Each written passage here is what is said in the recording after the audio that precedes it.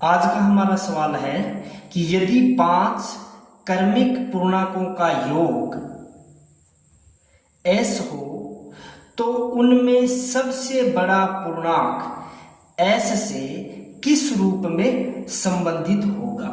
अब देखो, यदि n क्रमागत संख्याओं का योग दिया हुआ हो, यानी कोई क्रमागत संख्या दी हुई हो, उनका योग दिया हुआ हो, तो ठीक बीच वाली संख्या हम निकालेंगे योग बट्टा n। लेकिन n का मान हमेशा विषम यानी कि 3, 5, 7, 9 इस तरह की संख्या होनी चाहिए। यानी जैसे 3 क्रमागत सम संख्याओं का योग, 5 क्रमागत विषम संख्याओं का योग, 7 क्रमागत पूर्णांकों का योग, इस प्रकार से दिया हुआ हो तो हमें ठीक बीच वाली संख्या ज्ञात करने के लिए हम योग में n का भाग दे देंगे। जैसे यहाँ 3 है तो 3 का भाग दे देंगे, 5 है तो 5 का भाग दे देंगे, 7 है तो 7 का भाग दे देंगे। अब इसमें देखो 5 कर्मिक पूर्णांक दिया हुआ है, यानी कर्मिक पूर्णांक यानी कि कर्मिक पूर्णांक हमें दे रखा है 5, तो हमारा n बराबर तो हो जाएगा 5 और योग है s, तो हम ठीक बीच वाली संख्या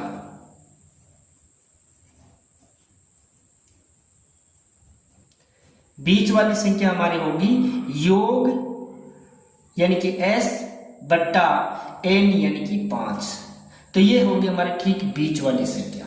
जैसे 5 कर्मिक पूर्णांक है, जैसे 1 नंबर पर, 2 नंबर पर, 3 नंबर पर, 4 नंबर पर और 5 नंबर पर, ये कर्मिक है। तो ठीक बीच वाली यानी कि यहां पर जो है वो संख्या है s बट्टा 5। अब ये कंटिन्यू है, कर्मिक पूर्णांक है, तो इससे जस्ट पहले आए तो हमें -1 करना होगा और जस्ट इससे पहले आए तो -2। इसी तरीके से आगे बढ़ने के लिए इसमें +1 होगा, अगली आएगी तो +2 होगा। यहां पर आएगी सबसे छोटी संख्या यानी कर्मिक पूर्णांक सबसे छोटी और यहां पर कर्मिक पूर्णांक सबसे बड़ी हो गई। तो ये कह रहा है कि सबसे बड़ा पूर्णांक उसको हम कैसे लिखेंगे, तो सबसे बड़ा पूर्णांक होगा यानी इसमें 1 जोड़ेंगे फिर 2 जोड़ेंगे, तो सबसे बड़े के लिए हमें s बट्टा 5, इसमें हम 2 जोड़ देंगे,